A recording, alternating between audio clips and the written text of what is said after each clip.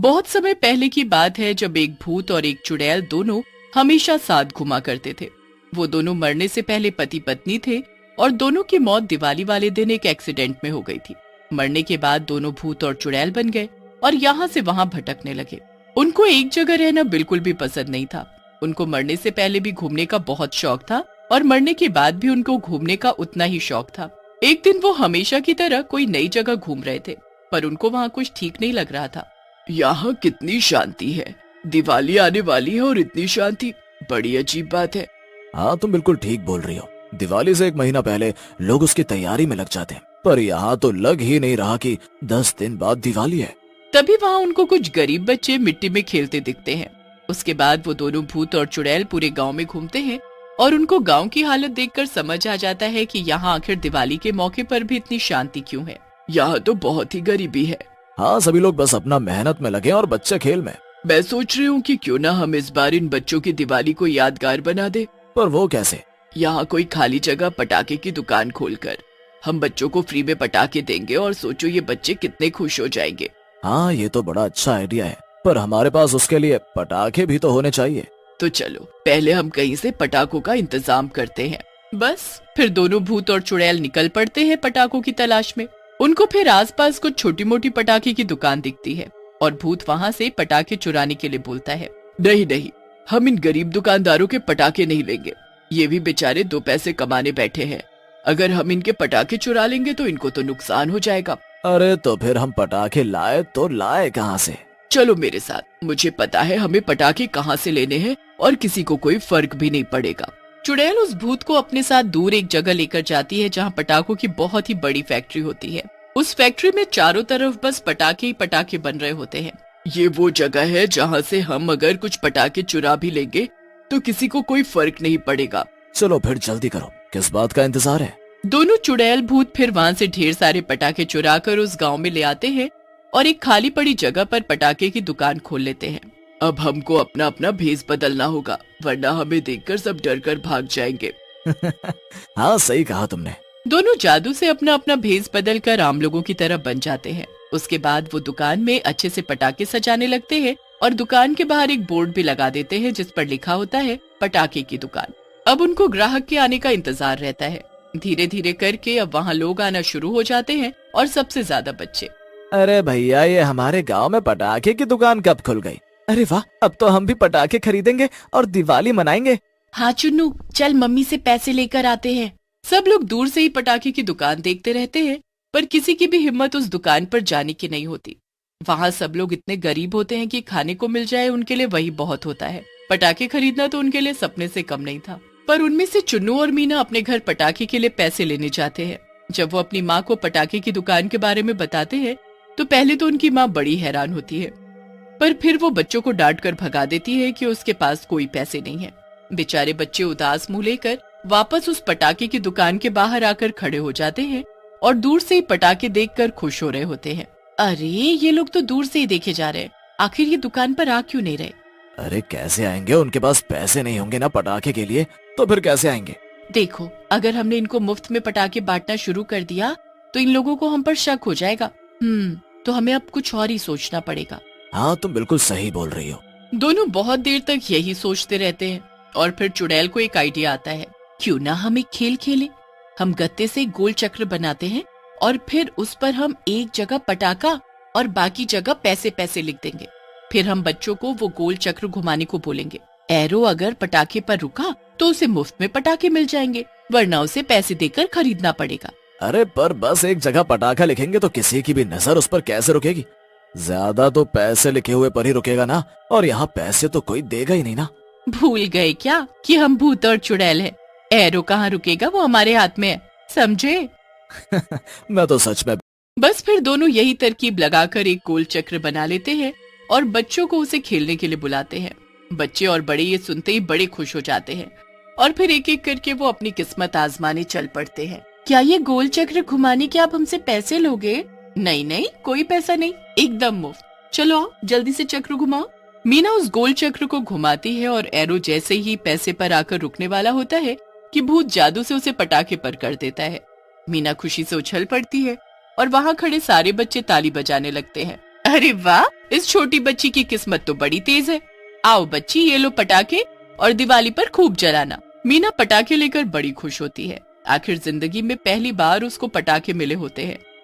मीना को देख अब बाकी बच्चे भी एक एक करके गोल चक्र घुमाने आते हैं और हर किसी का एरो पटाखे पर ही आकर रुकता है। भूत चुड़ैल पूरा दिन बच्चों को मुफ्त में पटाखे बांटते हैं। पूरे गांव में पटाखे की दुकान की चर्चा होने लगती है। हर जगह बस उनका ही नाम होता है। रात तक गांव के जाने कितने लोग गेम खेलकर मुफ्त के पटाखे जीत जाते हैं। उसके बाद भी लोगों का आना बंद नहीं हो रहा होता। अरे अब तो रात हो गई, हमें जाना चाहिए। हम इतनी देर रात तक अपना भेष बदल कर नहीं रह सकते। इनके सामने अगर हमारा असली भूत और चुड़ैल का रूप आ गया तो बहुत दिक्कत हो जाएगी। हाँ हाँ ठीक कहती हो तुम। मैं दुकान बंद करता हूँ और इनको कल आने को कहता हूँ। सब लोग भीड़ लगाकर खड़े होते हैं और फिर राजू उनको अगले दिन आने को बोलता है। देखिए बहुत रात हो गई है, अब हमको दुकान बंद करनी पड़ेगी। अब हम कल सुबह दुकान खोलेंगे, आप लोग कल आना। अरे भैया, तो कल भी तो ऐसे ही गेम खिलाओगे ना? हाँ हाँ बिल्कुल, तुम सब चिंता मत करो और बस अब कल आना। ठीक है भैया, हम कल आते हैं। सबके जाने के बाद रामबती और राजू अपने भूत और चुड़ैल के रूप में आ जाते हैं। आज तो हमने काफी पटाखे बांट दिए, अब हमारे पास कल के लिए ज्यादा पटाखे नहीं बचे। तो कोई बात नहीं, हम फिर से उसी फैक्ट्री से कुछ पटाखे उठा लाते हैं। हमें बस इस बार गांव की दिवाली धूमधाम से मनवानी है। हाँ बस उस रात भी दोनों भूत और चुड़ैल उस फैक्ट्री से पटाखे उठाकर अपनी दुकान में लेकर रख लेते हैं। अगले दिन वो फिर से रामबती और राजू के भेष में आकर गांव वालों को खेल खेल में ढेरों पटाखे बांट देते हैं। हर रोज गांव वाले आकर खूब सारे पटाखे जीत कर ले जाते हैं और किसी को भी शक नहीं होता कि पटाखे की दुकान किसी भूत और चुड़ैल की है। ऐसे ही करते करते अब गांव के हर घर में पटाखे होते हैं और सबको दिवाली का बेसब्री से इंतजार रहता है। कुछ दिनों बाद दिवाली आ जाती है। बच्चे सुबह से पटाखे के डिब्बों पर नजर लगाए रहते हैं। हर घर में खुशियां ही खुशियां और दिवाली की तैयारी चल रही होती है। पहली बार गांव में दिवाली की रौनक देखने को मिल रही होती है। ये सब देख दुकान में बैठे रामबती और राजू बड़े ही खुश होते हैं। आखिरकार हमने वो कर दिखाया जो हम चाहते थे। अब हमें यहाँ से चलना चाहिए, हमारा काम हो गया। हाँ चलना तो चाहिए, पर मैं यहाँ रुककर इनकी दिवाली देखना चाहता हूँ। देखना चाहता हूँ कि इन बच्चों के चेहरे पर इन पटाखों को जलाकर कैसी खुशी आएगी। हाँ ये तो तुमने सही कहा, ये तो मैं भी देखना चाहूंगी। बस फिर शाम हो जाती है और हर घर में दिए जले होते हैं। बच्चे पूजा करने के बाद घरों के बाहर अपने अपने डिब्बे लेकर आते हैं। आओ आओ सब बच्चे आ जाओ, सब मिलकर पटाखे जलाएंगे, बड़ा मजा आएगा। सब बच्चे बाहर आ जाते हैं और अपने अपने पटाखे जलाने लगते हैं। हर तरफ पटाखे ही पटाखे जल रहे होते हैं और बच्चों के चिल्लाने की खुशी सुनाई पड़ रही होती है। हर तरफ बस खुशी ही खुशी होती है, जिसे देख रामबती और राजू के चेहरे पर भी मुस्कुराहट आ जाती है। ऐसी दिवाली तो मैंने पहली बार देखी है और सच में ये दिवाली मेरी सबसे अच्छी और यादगार दिवाली है। सच कहती हो तुम, ये दिवाली कुछ अलग ही है। दूसरों की खुशी में जो खुशी मिलती है उसका कोई जवाब नहीं। रामबती और राजू दूर खड़े सबको दिवाली मनाते देख ही रहे होते हैं कि तभी उनके पास गांव के कुछ लोग मिठाई लेकर आते हैं। आज तुम्हारी वजह से हमारे गांव में हम दिवाली मना पा रहे हैं। हमारे गांव के बच्चों ने तो कभी पटाखे देखे भी नहीं थे। सच में जो आपने किया वो कोई नहीं करता। कितने ढेरों पटाखे आपने मुफ्त में बांट दिए। अरे बस ये तो आप लोगों की खुशी के आगे कुछ भी नहीं है। तो बस फिर ये मिठाई हमारी तरफ से आप लोग स्वीकार कर लो तो हमें बड़ी खुशी होगी। राजू और रामबती वो मिठाई ले लेते हैं और बड़े खुश होते हैं। उसके बाद वो वहाँ से चले जाते हैं। पर हर साल वो उस गांव में अपनी पटाखे की दुकान खोलकर बच्चों को मुफ्त पटाखे बांटते। एक बार की बात है, दिल्ली नाम के शहर में रानी अपनी माँ रोहिणी और पिता प्रीतम के साथ रहती थी। एक दिन रानी रोहिणी से बोलती है, माँ क्या हम लोगों का कोई गांव नहीं है क्या? जब देखो हम यहीं पड़े रहते हैं। मेरी सारी सहेलियाँ छुट्टियों में गांव घूम कर आती हैं। इससे पहले रोहिणी कुछ बोलती, वहाँ प्रीतम आ जाता है और कहता है, क्यों नहीं बेटी, हम लोगों का भी गांव है और वहाँ पर हमारी जमीनें और मकान भी हैं। लेकिन तुम्हारे दादा और दादी की मौत के बाद हम कभी वहाँ नहीं गए। प्रीतम की बात सुनकर रानी बोलती है, तो पिताजी इस बार मुझे ले चलिए ना गांव। मुझे गांव देखना है और अपनी सारी सहेलियों को भी बताना है कि हमारा भी गांव है। रानी की बात मानकर प्रीतम गांव जाने की टिकट करा लेता है और फिर वो तीनों गांव के लिए ट्रेन में बैठकर चल पड़ते हैं। रानी ट्रेन में बैठकर बहुत खुश होती है। वाह माँ, मजा आ गया। ट्रेन इतनी अच्छी होती है, मुझे तो पता ही नहीं था। लेकिन रानी की ये खुशी ज्यादा देर तक नहीं रह पाई। थोड़ी ही देर में ट्रेन पर सामान बेचने वाले आने लगे और तरह तरह की आवाजें लगाने लगे। चने जोर गरम गरम ले लो बाबू, चने जोर गरम, चने जोर गरम ले लो बाबू, चने जोर गरम, चने वाला, चने वाला, चने वाला आया, चने वाला। इन सब की आवाजें सुनकर रानी परेशान हो जाती है और रोहिणी से बोलती है, माँ ये सब क्या है और ये लोग कहाँ से आ गए हैं? इन्होंने तो ट्रेन में बैठना भी मुश्किल कर दिया है। कितना शोर है यहाँ। रानी की बात सुनकर रोहिणी और प्रीतम हंसने लग जाते हैं और कहते हैं, मेरी रानी बेटी, इतनी जल्दी गुस्सा नहीं होते। ये सब तो ट्रेन में होता रहता है, समझी? फिर रानी वहाँ से चली जाती है और ट्रेन के दरवाजे के पास चली जाती है। रात का समय था। ट्रेन के दरवाजे पर ठंडी ठंडी हवा आ रही थी। तभी रानी को लगता है जैसे कोई उसका पैर खींच रहा है। रानी डर जाती है और पीछे हो जाती है। ये क्या था? मुझे ऐसा क्यों लगा जैसे कोई मेरा पैर खींच रहा है? तभी उसकी नजर अपने पैरों पर पड़ती है। उसके पैरों से उसकी चप्पल जा चुकी थी।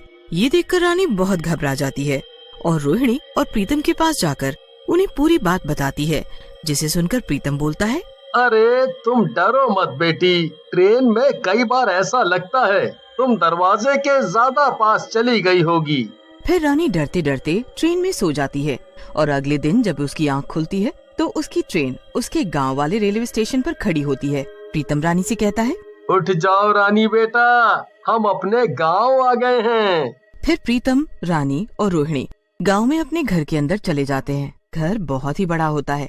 रानी घर को देखकर बहुत खुश होती है और प्रीतम और रोहिणी से बोलती है, पिताजी, अपना गांव का घर तो बहुत ही बड़ा है, शहर वाले घर से भी बड़ा। आप मुझे पहले क्यों यहाँ नहीं लाए? मैं अभी घर देखने जा रही हूँ। ऐसा कहकर रानी घर देखने के लिए चली जाती है। गांव का घर बहुत ही बड़ा होता है और उसमें कई कमरे होते हैं। रानी भी एक कमरे के अंदर जाती है। कमरा बहुत ही साफ सुथरा होता है। अरे वाह, कितना सुंदर कमरा है। मैं तो इसी कमरे में लेटूंगी, मजा आ जाएगा। अभी माँ और पापा को बताती हूँ। ऐसा कहकर रानी जैसे ही जाने के लिए मुड़ती है, उसे कमरे के बेड के नीचे कोई आवाज आती है। रानी कमरे के नीचे झांक कर देखती है तो उसे बेड के नीचे एक कंकाल दिखता है, जो उसे देखकर हंसने लगता है। रानी ये देखकर घबरा जाती है और जोर से चिल्लाती है। उसकी चीख की आवाज सुनकर प्रीतम और रोहिणी घबरा जाते हैं। अरे क्या हुआ? ये रानी इतनी जोर से क्यों चिल्लाई? लगता है इसने कोई जानवर देख लिया है। ऐसा कहकर रोहिणी और प्रीतम रानी के कमरे की तरफ भागते हैं। प्रीतम रानी के पास जाता है और बोलता है, क्या हुआ? क्या हुआ रानी बेटी?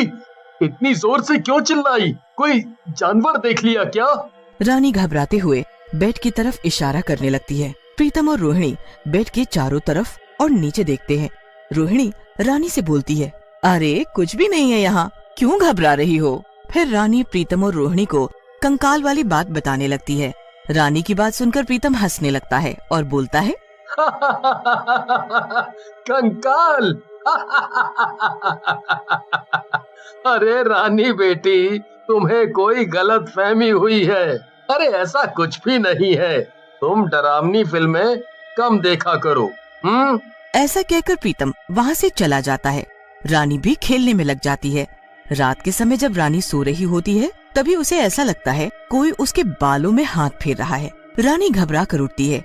उसके सामने 3 कंकाल खड़े होते हैं, जो जोर जोर से उठ गई रानी बेटी। मजा आ जाएगा तुम्हें मार कर। ऐसा कहकर तीनों कंकाल रानी की तरफ बढ़ते हैं, लेकिन रानी बेड से उतरकर भाग जाती है। मम्मी, पापा, बचाओ, ये कंकाल तो पीछे पड़ गए हैं, बचाओ मुझे, ये मार डालेंगे मुझे। रानी की चीखने की आवाज सुनकर प्रीतम और रोहिणी भी अपने कमरे से बाहर आ जाते हैं। रानी डर की वजह से पसीने में भीग जाती है। उसकी ये हालत देखकर प्रीतम कहता है, तुम इसको कमरे में लेकर जाओ रोहिणी, मैं जरा इसके कमरे में जाकर देखता हूँ क्या हो रहा है ये सब। रानी को लेकर रोहिणी कमरे में चली जाती है और प्रीतम रानी के कमरे में जाकर देखता है। ये सब क्या हो रहा है? कमरे में तो कोई भी नहीं है। ये रानी किसे देख देख कर घबरा रही है? ऐसा कहकर प्रीतम रानी के कमरे से निकल जाता है, लेकिन तीनों कंकाल रानी के कमरे की छत से चिपके हुए हंसने लगते हैं और बोलते हैं, तू हमें इतनी जल्दी से नहीं मिल पाएगा प्रीतम। पहले तेरी बेटी को मारेंगे, फिर तुझे। प्रीतम रानी और रोहिणी के पास चला जाता है। रोहिणी प्रीतम से बोलती है, देखो जी, मुझे तो ये सब कोई भूत प्रेत का चक्कर लगता है। इससे पहले कोई और अनहोनी हो, या तो किसी तांत्रिक को बुला लो या फिर यहाँ से चलो। रोहिणी की बात मानकर अगली सुबह प्रीतम एक तांत्रिक को बुलाकर घर में लाता है। तांत्रिक घर में घूमते घूमते बोलता है, तुम इस जगह को जितनी जल्दी हो सके छोड़ दो, नहीं तो ये तुम्हारे परिवार के लिए खतरा साबित हो सकता है। इस जगह मुझे कुछ ठीक नहीं लग रहा, यहाँ कुछ तो गड़बड़ है। तांत्रिक की बात सुनकर रोहिणी बोलती है, जो कुछ भी हो सच सच बताओ, क्या गड़बड़ है। रोहिणी की बात सुनकर तांत्रिक बोलता है, इस मकान में 3 मौतें हुई हैं, जिन्हें जलाया गया था। उन्हीं की आत्मा यहाँ भटक रही है। जो भी इस घर में रहेगा वो आत्मा उसे मार डालेगी। इससे ज्यादा मैं कुछ नहीं बता सकता। उन आत्माओं से मैं भी नहीं लड़ सकता। ऐसा मत कहो बाबा, मैं और मेरे परिवार को बचा लो, कुछ भी करो। मैं इस मामले में कुछ नहीं कर सकता हूँ। ये सब मेरी पहुँच से दूर है। आप सब यहाँ से चले जाओ। मैं एक ताबीज दे रहा हूँ जो कि शायद आप लोगों की कुछ रक्षा कर सके। ऐसा कहकर तांत्रिक उन तीनों को ताबीज पहना देता है, लेकिन तभी वहाँ कंकाल आ जाते हैं और हंसते हुए बोलते हैं, तांत्रिक, तेरे इन ताबीजों से कुछ नहीं होगा। आज इन तीनों की मौत मेरे हाथों पक्की है। शुरुआत तेरे से ही करता हूँ। तुम तीनों यहाँ से भाग जाओ और अपनी जान बचाओ, नहीं तो ये तीनों राक्षस तुम्हें मार डालेंगे। कहाँ तक भागोगे तुम तीनों? आज तुम्हारी सबकी मौत हम तीनों के हाथों पक्की है।